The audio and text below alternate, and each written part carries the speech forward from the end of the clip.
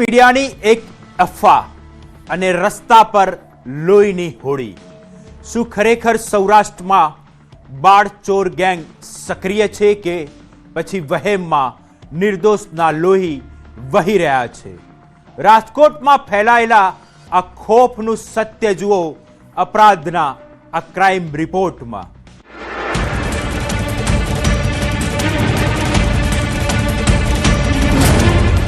રાજકોટમાં અફવાઓનો આતંક, ડર કે ષડયંત્ર, રસ્તા પર લોહિયાળ ન્યાય. રાજકોટની સડકો પર આ જે દ્રશ્યો તમે જોઈ રહ્યા છો તે કોઈ ફિલ્મી નથી, પણ અફવાના વંટોળનું ભયાનક પરિણામ છે. રેસકોર્સના મેદાનમાં એક મહિલાને ભીડે ઢોર માર માર્યો. ચહેરો લોહીલુહાણ થઈ ગયો, કપડાં ફાટી ગયા. ગુનો શું? માત્ર એવો વહેમ કે આ મહિલા બાળકો ઉઠાવનારી ગેંગની સાગરીત છે. તો મેં જોયું તો લેડીઝને છોકરાને ભૂંગળાની થેલી આપીને એને લઈ જવાની ટ્રાય કરતા હતા, પણ ઓલા લેડીઝે દેકારા કર્યા એટલે અમે સ્વ બચાવ માટે આવેલ અને લેડીઝને બેસાડી રાખેલ. 112 ને ફોન કરેલ. પછી એનો બેગ ચેક કરતા એમાંથી અલગ અલગ ઈ બેને એડ્રેસ આપતા હતા કે હું અહીંની છું ને અહીંની છું. ચેક કરતા એમાંથી આધાર કાર્ડ પણ નીકળેલ ગીર સોમનાથ જિલ્લાનું અને એ પાસે મોબાઈલ પણ નીકળેલ ને ચાર્જર પણ નીકળેલ. મોબાઈલ હતો સ્વિચ ઓફ એટલે એમાં કઈ જાણકારી અમને ન થઈ. ખાખીની ચેતવણી, કાયદો હાથમાં ન લો. લોકોની દલીલ છે કે તે મહિલા બાળકીને નાસ્તાની લાલચ આપી રહી હતી, પણ પોલીસનું ચિત્ર કંઈક અલગ જ છે. છેલ્લા કેટલાય દિવસોમાં આ બીજી ઘટના એવી છે જ્યાં ભીડે કાયદો હાથમાં લીધો હોય. અગાઉ રૈયા રોડ પર પણ એક ભિક્ષુક મહિલાને લોકટોળાએ નિશાન બનાવી હતી. શું સોશિયલ મીડિયા પર ફરતા મેસેજ સાચા છે? સાંભળો પોલીસ શું કહે છે. રાજકોટ વિસ્તારમાં બાળકોને ઉપાડી જનાર કોઈ ટોળકી અથવા ગેંગ એક્ટિવ હોય અને બાળકો ઘરેથી ગાયબ થઈ ગયા હોય એવા એફઆઈઆર પણ અમારી પાસે રજીસ્ટર થયેલ નથી. હા, એવા કિસ્સાઓ જરૂર બનેલા છે કે આવી અફવા ઉપર ભરોસો કરીને ગલતફહેમીના કારણે માણસોના ટોળાએ અમુક મહિલા અથવા પુરુષોને માર મારેલા હોય. અને આપ એવી કોઈ પણ અફવા હોય તો એને પ્રોપર વેરિફિકેશન કર્યા વગર આપ વગર સોચ્યા સમજા કોઈ પણ વોટ્સએપ ગ્રુપમાં અથવા સોશિયલ મીડિયા પ્લેટફોર્મ ઉપર ફોરવર્ડ ના કરો. અને પ્રોપર વેરિફિકેશન કર્યા પછી જ આપ કોઈ પણ ન્યૂઝ સોશિયલ મીડિયા ઉપર શેર કરો અને જવાબદારીપૂર્વક. વાલીઓમાં ફફડાટ, સત્ય કે અફવા? એક બાજુ પોલીસ અફવા ન ફેલાવવા કહી રહી છે તો બીજી બાજુ રાજકોટના વાલીઓનો જીવ તાળવે ચોંટ્યો છે. હવે સ્થિતિ એવી છે કે બાળકોને શેરીમાં રમવા દેવા કે સ્કૂલે એકલા મોકલવામાં પણ ડર લાગે છે. વાલીઓનો તર્ક છે કે પોલીસ આવે ત્યાં સુધી રાહ જોવી જોખમી છે. જાણ કરવી એ આપણી પહેલી ફરજ આવે છે, પણ જો આટલું પેટ્રોલિંગ, આટલી કડક કાયદામાં પણ જો બાળકને આપણે આટલું જોખમ રહેતું હોય તો એક વાલી તરીકે તો કાયદો હાથમાં લેવો જ પડે. કારણ કે આપણે ફોન કરીએ પોલીસને, પોલીસ આવે છે ત્યાં સુધીમાં તો આપણું બાળક જો એ લોકો લઈ ગયા છે તો એ ક્યાં લઈ ગયા, શું થયું, એટલી વાર તો આપણે રાહ ન જોઈ શકીએ ને. આવો નવો ભય રહે કે બાળકોને ઉઠાવી જશે, પાછા મળશે નહીં, બરોબર. અને તમારી નજર સામે જો બાળકને કોઈ ઉઠાવી જાય તો એક વાલી તરીકે તો હું એક સત્તાને હાથમાં લેવાનો 100% પ્રયાસ કરીશ. પોલીસ છે એને આ લોકોને જે ગેંગ છે ને પકડવી જોઈએ, અને જો પોલીસને આપણે શેરીમાં આવી ગયા હોય ને 100 નંબરમાં કમ્પ્લેન કરી કે અહીંયા આવો તો પેલા ઈ મા બાપ શક્ય જ નથી. મા બાપ પેલા કાયદો હાથમાં જ લેશે બાળકોની સલામતી માટે. જો એની રાહ જોવા બેસે તો બાળકોની ક્યાં પણ લઈ જઈ છે. વાલીઓનો આ ગુસ્સો અને આક્રોશ વ્યવસ્થા સામે સવાલ ઉઠાવે છે. ભલે પોલીસ કહેતી હોય કે કોઈ ગેંગ નથી, પણ સોશિયલ મીડિયા પર વાયરલ થતા મુંબઈ ગેંગના મેસેજે દરેક ઘરના આંગણે ડરનો ચોકીદાર બેસાડી દીધો છે.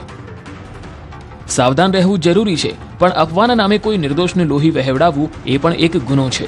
અત્યાર સુધી કોઈ અપહરણના પુરાવા મળ્યા નથી, પણ અફવાના કારણે માનવતા ચોક્કસ ઘવાઈ રહી છે.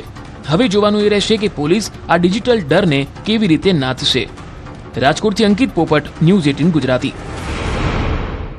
ડિજિટલ દુનિયાના અંધારા ખૂણેથી આવતા એક ડેડ મેલે આખા દેશની સુરક્ષા એજન્સીઓને દોડતી કરી દીધી.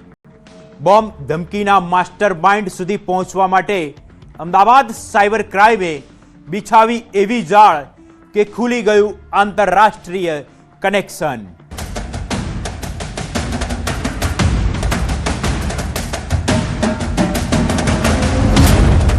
ડેડ મેલનો જીવતો ખેલ. સ્કૂલોમાં દહેશત, કોર્ટમાં ફફડાટ અને મેટ્રો સ્ટેશન પર હાઈ એલર્ટ. છેલ્લા કેટલાક મહિનાઓથી ગુજરાત સહિત દેશના 7 રાજ્યોમાં બોમ્બ ધમકીના જે ઈમેલ આવતા હતા તેનો ડિજિટલ રૂટ હવે સાયબર ક્રાઇમે શોધી કાઢ્યો છે. આ કોઈ સામાન્ય મજાક નહોતી, પણ સાયબર ટેરરિઝમનું એક ભયાનક નેટવર્ક હતું, જેનો પર્દાફાશ કરવા અમદાવાદ સાયબર ક્રાઇમે હાથ ધરી એક secret operation trap with USDT.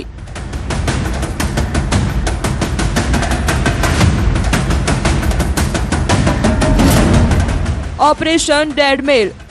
ઝડપાયેલા શખ્સનું નામ છે સૌરવ બિશ્વાસ ઉર્ફે માઇકલ બિશ્વાસ, જે મૂળ બાંગ્લાદેશનો છે અને વર્ષ 2021માં ગેરકાયદેસર રીતે ભારતમાં ઘૂસ્યો હતો. આ કોઈ મામૂલી ગુનેગાર નથી, પણ ડેડ મેલ ડેટાનો સોદાગર છે. સાયબર કાફેની આડમાં આ શખ્સ વર્ષો જૂના બંધ પડેલા ઈમેલ આઈડી હેક કરતો, તેના રિકવરી પાસવર્ડ બદલતો અને પછી તેને આંતરરાષ્ટ્રીય માર્કેટમાં વેચતો હતો. છેલ્લા 1 વર્ષથી કેટલીક સ્કૂલો, એરપોર્ટ અને કોર્ટ સંકુલોમાં અલગ અલગ મેલ આઈડીથી બોમ્બ મુકાયાની ધમકીઓ મળતી હતી. બે ટાઈપનો મેલની અંદર લખાણ હોય છે. એક હોય છે જેમાં તમિલનાડુ ચેન્નઈ બાબતમાં લખતા હોય છે કે ભાઈ એના જોડે મારઝૂડ થઈ અને આ ડીએમકે અને આના બીજાનું એમાં આરોપી નથી બનાવ્યો, એના કારણે અમે ધમકી આપીએ છીએ અને આપ લોગ બધા જિમ્મેવાર થશો.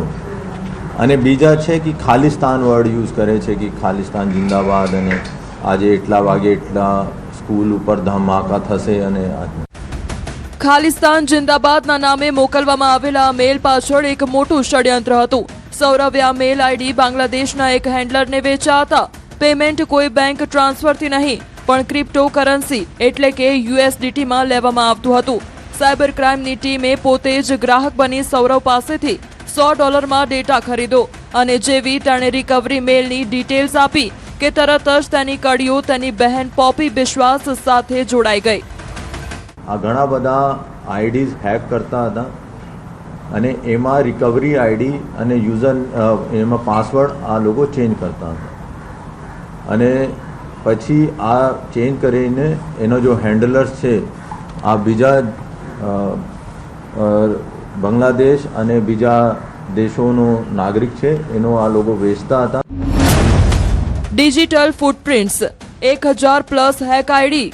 આરોપી પાસેથી 5 હાર્ડ ડિસ્ક અને 1000થી વધુ મેલ આઈડીનો ડેટા મળ્યો છે. તપાસમાં ખુલાસો થયો છે કે આ આઈડી અમેરિકામાં ક્રિએટ થયેલા હતા, જેનો એકવાર ઉપયોગ કર્યા પછી તેને ડેડ કરી દેવાતા હતા, જેથી કોઈ ટ્રેસ ન કરી શકે. અમદાવાદમાં 7 ગુના, વડોદરા, સુરત, રાજકોટથી લઈને દિલ્હી, પંજાબ અને યુપી સુધી આ આઈડીથી ધમકીઓ અપાઈ હતી.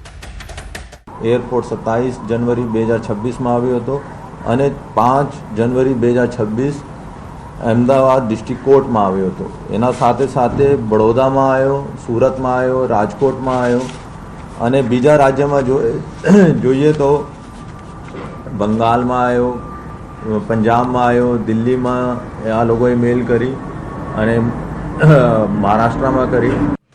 મહત્વનું છે કે પોલીસને આરોપીના 15 જેટલા મેલ આઈડી પણ મળી આવ્યા, જે મેલ આઈડીમાં તેની બહેન સાથે કનેક્શન પણ સામે આવ્યા છે.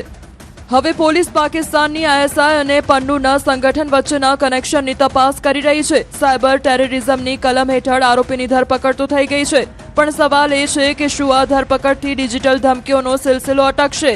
કારણ કે હેન્ડલર હજી પણ સરહદ પાર બેસીને નવા ડેડમેલની શોધમાં છે. અમદાવાદથી નવીન ઝા, ન્યૂઝ 18 ગુજરાતી.